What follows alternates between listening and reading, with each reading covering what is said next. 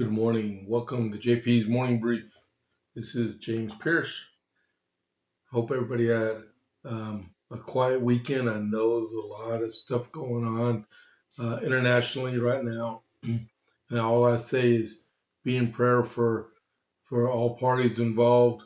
Um, we'll make it through this.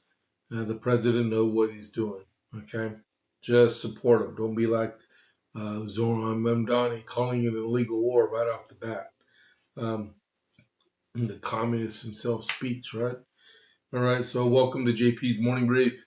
Quick overview for about half hour what's going on around. Uh, I tell you right now, I'm not a military analyst. Even though I'm a retired Army veteran after 25 years, I'm not going to sit here and play strategist with you and stuff. My job is I'm going to tell you what's going on politically. I'm going to go over some of the stuff in the Middle East, but my primary is to tell you what politically is what's going on. Conservative politics. That's what I'm good at. All right. So welcome this morning and American history. America 250 is very important, and we all have to remember that. Today is a great day in American history and in Texas history, and we're going to go over both really quick. But I only got now I got 29 minutes. All right. So before we get started, don't forget if you are watching this, click that follow button for me, please. And then at the same time, well, next is smash that thumbs up button, give me a like, and then share and like uh, and chat. You can always chat with me. I always look to the left because I have my tablet over here so I can see who's chatting or and I can respond and stuff in kind of online or verbally, right? I got a friend of mine that does the JPA report with me. He's my hall monitor, and I talk to the camera, and he answers back on chat. And we worked out a different communication device where, yeah, we can get the word across without me looking like I'm crazy. But welcome to JP's morning report. So what we got going on today is America 250. Two events happened. One on the first of March, which was yesterday, was 6 out of 8 um, Continental Navy ships that were told to go to, I believe, North Carolina, ended up with the fleet commander's orders to go to the Bahamas. So 6 out of the 8 ships didn't show up in North Carolina like they were supposed to, but they ended up um, in the Bahamas. All right. Uh, I have to look up that and see if there was any ramifications from that. But on the day in 1776, I have general orders that were cut. It was the day, March 2nd, 1776, President Washington, as you were, okay. Today, March 2nd, 1776, General George Washington ordered the bombing of Boston from Lechmere Point to begin, which led to the liberation of Boston. So, orders were given on, general orders were issued um, upon any alarm. Colonel Patterson's regiment is to immediately repair to Lechmere's Point, leaving 1 captain, 2 subs, 2 sergeants, and 50 rank and file in the work leading to the bridge. Colonel Bond's regiment is instantly to march to Cobble Hill, and Colonel Sargent's regiment to the north, middle, and south redoubts. This is considered to be a standing order until countermanded. General Heath's, Sullivan's, Green's, and Fry's brigades are in rotation to march a regiment an hour before day every morning into the works to Lechmere's Point and Cobble Hill, 5 companies of which are to go to the former and 3 to the latter, that they are to remain in the works until sunrise. The field officers for the guards are Lechmere's Points, Cobble and Plow Hill are to be are to consist of lieutenant colonels and majors, as those for the days are colonels. The commanding officers of regiments, who are now elected to see their men supplied with fascines, I don't know what that means, are immediately to order every non-commissioned officer and soldier to provide one good fascine, and which is to be put under sentry of the guard in the regiment. Okay, so it's starting in 2 weeks. The Battle of Boston will be over with, but it starts today. In 1776, Boston will be liberated. Isn't that great news? Man, you know what's even greater news than that? Yesterday, on March 1st, 1836, the Gonzales 36 snuck their way into the Alamo to help defend it, knowing what was on the outside because they had to infiltrate into the Alamo. Those 36 heroic soldiers from Gonzales would end up giving their lives on the morning of March 6th in the defense of Texas. All right. And then today in Texas, March 2nd, 1836, we issued unanimously our Declaration of Independence by the delegates of the people of Texas and General Convention at the town of Washington on the Brazos on the second day of March 1836. And I'm only going to read one paragraph of this, and then we're going to go on with the rest of the news because it's already 6:36. and after I'm going to bring one correlation onto this too, okay?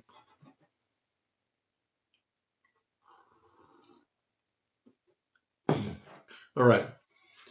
When a government has ceased to protect the lives, liberty, and the property of people from whom its legitimate powers are derived, and for the advancement of those of whose happiness it was instituted, and so far from being a guarantee from the inestimable and inalienable rights, becomes an instrument in the hands of evil rulers for the oppression. When the Federal Republic Constitution of their country, which they have sworn to support, no longer has substantial existence, and the whole nature of their government has been forcefully changed without their consent from a restricted federal republic composed of sovereign states to a consolidated central military despotism in which every interest is disregarded but that of the army and the priesthood, both eternal enemies of civil liberty, the ever-ready minions of power, and unusual instruments of tyrants. When, long after the spirit of the Constitution has departed, moderation is, at least so far, lost by those in power, and even the semblance of freedom is removed from the forms themselves to the Constitution discontinued, and so far from the petitions and remonstrations being regarded, the agents who bear them are thrown into dungeons, and mercenaries armies sent forth to force a new government upon them at the point of the bayonet. Okay, so that is the part of the Texas Declaration of Independence, written this day in March 2nd, 1836. If you go through the whole Declaration of Independence of Texas and compare it to the Declaration of Independence of the United States, or back then the United Colonies, you will see that they model our declaration after the U.S. Declaration. So we'll go over more of that this afternoon. Since I can do Rumble Premium now, we're going to go through that and get some type of discussion going with it. All right.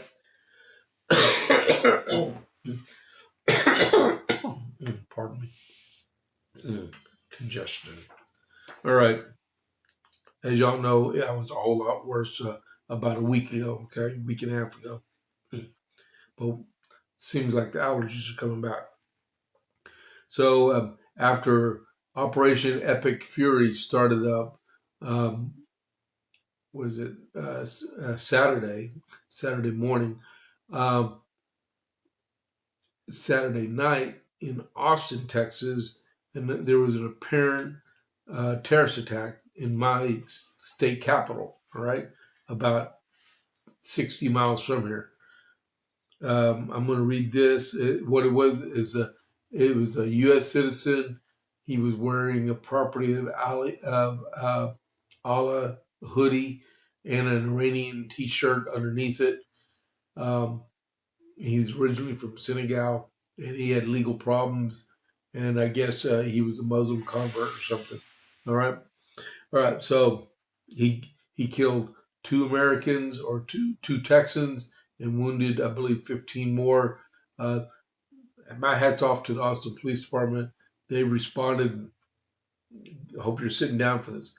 57 seconds. They responded and took the guy down.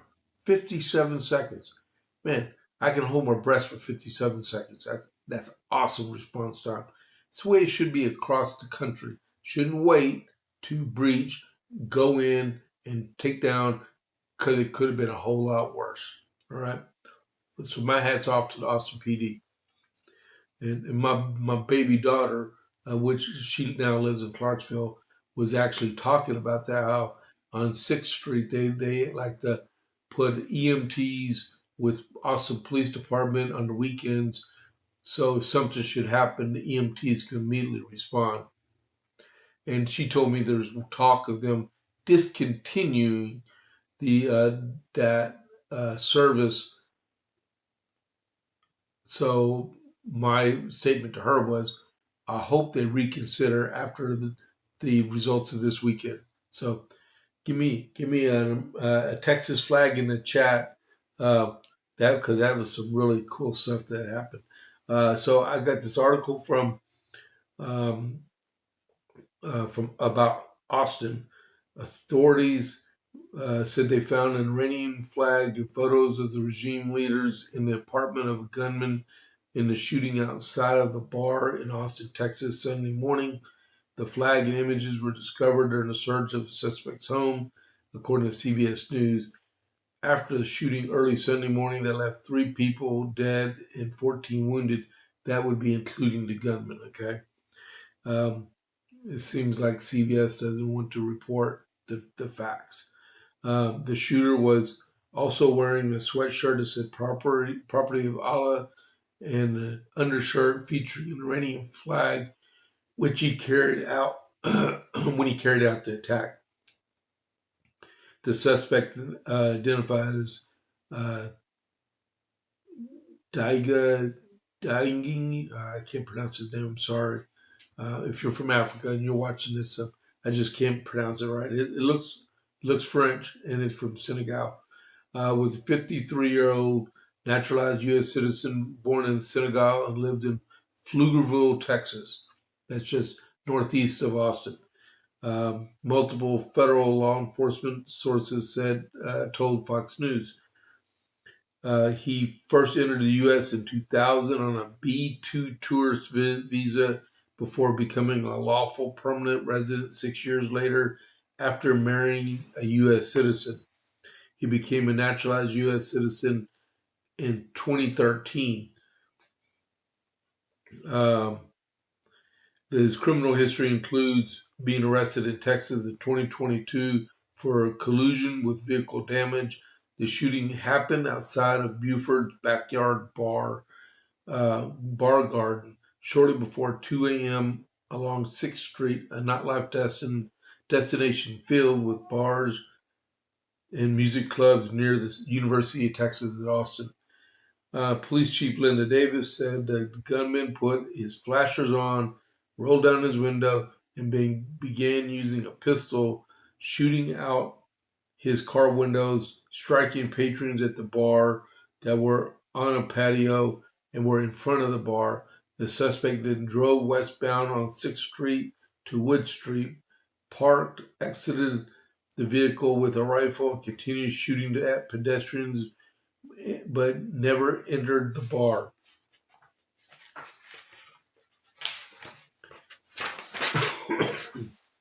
Austin police released a photo of him as a suspect tied to the mass shooting. Police shot and killed the gunman who used a pistol and rifle in the shooting.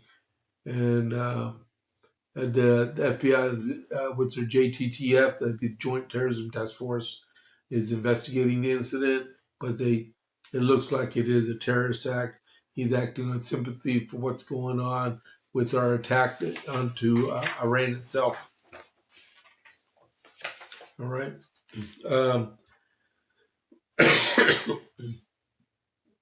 All right. So before we go on to Iran, just want to remind people that are getting ready to go vote tomorrow that President Trump was in Corpus Christi Friday afternoon, and he endorsed Don Huffines for comptroller, and then he also endorsed Sid Miller for agriculture commissioner, but he did not make an endorsement for the U.S. Senate because he likes all three guys running against each other. That'd be John Cornyn, Ken Paxton, and Wesley Hunt. All three are elected members of different offices. John Cornyn is the incumbent. He's 74 years old. And then we have two other conservatives running against him. One's the Attorney General of Texas right now, Ken Paxton. Another the U.S. Representative Wesley Hunt out of Houston area. He's a combat veteran. He's Army. He's got a lot of combat time in Iraq and Afghanistan. All right. So those are what the president went over on Friday before the fur hit the fan Friday night. Okay, Saturday morning. So now the operation is called Epic Fury. Like I said, it started Saturday morning at midnight Saturday morning. Hold on. Okay, so after failed negotiations with Iran, with the promise of free nuclear fuel for life for their reactors, in which the Iranians wholeheartedly said, no, we don't want it. And they insisted that they continue to enrich uranium, which meant that they were meant to continue their nuclear weapons program. The president and along with Israel decided negotiations are over. We got to take matters in our own hand to prevent a nuclear weapon falling into the hands of Iranians, and they launched Epic Fury. And there's an initial exchange over 500 sorties. The Israelis said they had over 200 aircraft in the air at one time, their largest single aerial attack in the history of their Air Force. Right? Their responsibility was to hit political targets, and Americans were hitting military targets. The Israelis took out with the help of the CIA. This is what I heard. CIA gave them the location of Khomeini, and he was in a meeting. They moved up the timeline so they could immediately strike where he was meeting at, and him, along with 40 of his leadership, were immediately killed. I don't have any sympathy. Like I told some friends, I told one person online, I know too many people that got killed by Iranian munitions when I was in the Army. They developed the EFP. The EFP is a IED that's made into a big bullet, right, with brass, and it just utterly destroys everything in its path. And I lost a really good friend by that. I've seen NCOs burnt to a crisp because their route clearance vehicles were destroyed by EFPs. Yeah, I have no that country could melt to the ground into obsidian. I don't care. All right, obsidian or glass. At this time, it's 6:50 in the morning. I really don't care at this point. I really don't care. I just want to see the terrorists gone. Right. Um, this morning, well, yesterday afternoon, there was, or yesterday morning, it was reported that 3 U.S. soldiers were killed and 5 were wounded. It looked like as a result of indirect fire from a from a rocket or a drone or something. They have not said so yet. They just announced that those casualties did happen. And then early this morning, Kuwait actually shot down 3 U.S. F-15 fighter jets. All 6 crew members ejected safely, and Kuwait actually apologized for the incident in regards to the soldiers that were killed. President said that we will avenge those soldiers that lost their lives in the defense of their country. All right. Um, He said, as one nation, we will grieve the true American patriots who gave the ultimate sacrifice for our nation. Uh, Trump said in a video, he's posted it on social media, on True Social, even as we continue the righteous mission for which they gave their lives, we pray for the full recovery of the wounded and send our immense love and eternal gratitude to the families of the fallen. All right. Um, In other news, um, tomorrow is primary day here in the state of Texas. Go vote, okay? Polls across the state are open from 7 a.m. to 7 p.m. All right. So, in other news, 50 people were arrested in Minneapolis yesterday as anti-ICE protesters allegedly, no, they didn't allegedly, they caught it on film, hurled rocks at Minneapolis officers during a demonstration. At least 54 people were arrested Sunday during protests against ICE outside of Bishop Henry Whipple Federal Building in Minneapolis. The Hennepin, I'm sorry about that. The Hennepin County Sheriff's Office said 38 individuals were cited and released, and one person was booked into jail. The Minnesota State Police confirmed an additional 15 arrests. In a statement posted um, to Facebook, the Hennepin County Sheriff's Office and deputies issued dispersal orders after protesters allegedly blocked streets in excess to local businesses, scattered glass on the roadway, and threw rocks, chunks of ice. Just saw in the paper this morning, there was one place in Minnesota, the low yesterday was minus 31. I wouldn't dare be outside in that. Uh, and then, let's see. Okay. And that's about all on that one for right now. All right. Um, and then one of the last things I want to talk about this morning is Virginia. All right. So the 5 Republicans that are in danger of losing their seats in Congress wrote an editorial by Rob Whitman. Right, man, I'm not in the right mind this morning. All right. So there was an editorial or an opinion piece written in the New York in Fox News. Right. About the Virginia redistricting plan. Okay, Virginia voters settled the redistricting question in 2020, which was 6 years ago. Nearly 2/3 of Virginians amended our Constitution to create an independent redistricting commission and take map drawing powers away from politicians. The message was unmistakable: stop the gerrymander.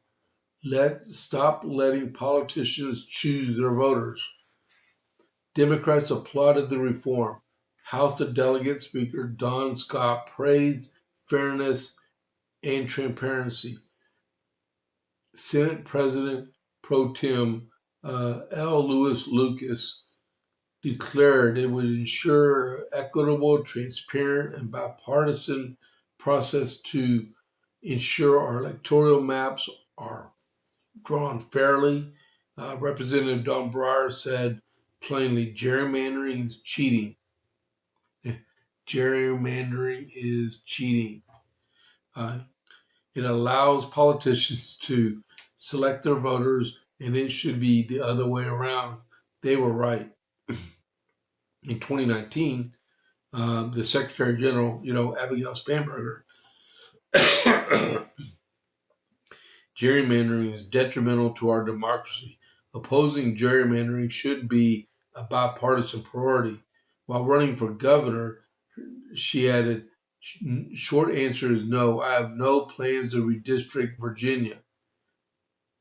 That was before she took office. So I'm going to read that sentence again. In 2019, Abigail Spanberger said, gerrymandering is detrimental to our democracy. Opposing gerrymandering should be a bipartisan priority.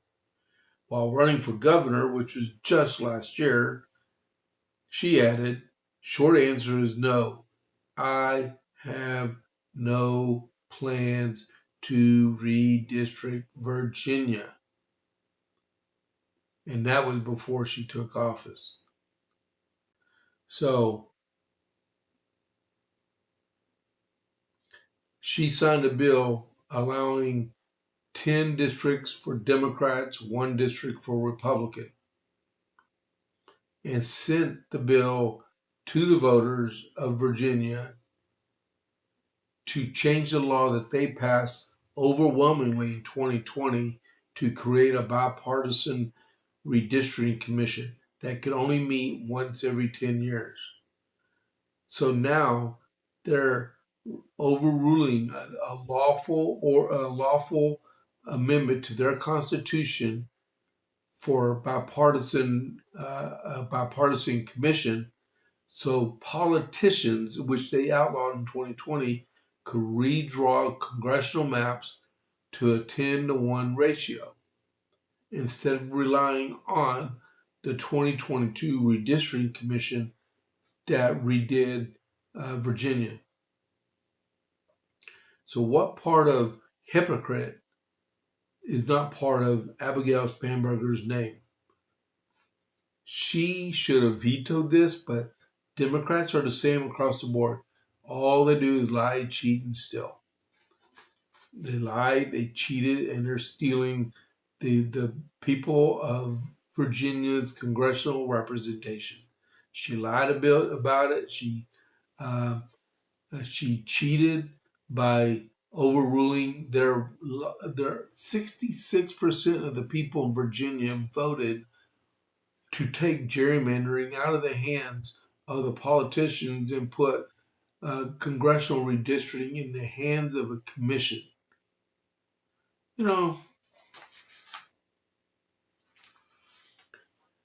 I laugh a lot about her. I call her Secretary General. I call Virginia the Democratic People's Republic of Virginia. But you know what? They're the Commonwealth of Virginia. They got some very smart people there. For the life of me, I cannot understand why they would want to do that to themselves. They compared Virginia to Texas. Texas took 5, we're taking 5. Or 4 in that part, right? But because they got 6, they're going to increase it to 10. But the fact is, here in Texas, we don't have any laws on the books that says we can't do mid-decade redistricting. We don't have any laws on the books that says we have to rely on a bipartisan commission to redistrict. We left it in the hands of our state legislature to do that job. And we did. We didn't ask for, if you look at the legislation that's on board, and I'm out of time already, that's ongoing right now, is that they or there's a law on the books in Virginia that says that there's not enough time before voting begins from the time they sign the legislation. That has to be 90 days. That ain't going to happen. Um, so, like I said, I got to go. It's already 7 o'clock. I'm interfering with Vince. Uh, just join me again at 12 o'clock. We'll go more, and I'll be more wide awake at that point. I had a long night, but that's okay. Um, we're going to do a quick raid. Let me get going on this. I thank everyone for tuning in this morning. I appreciate that. Let's see here. Sorry, Vince, I'm late.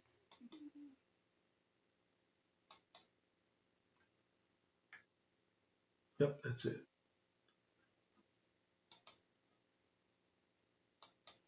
Oh, he's not even on yet. What's up with that?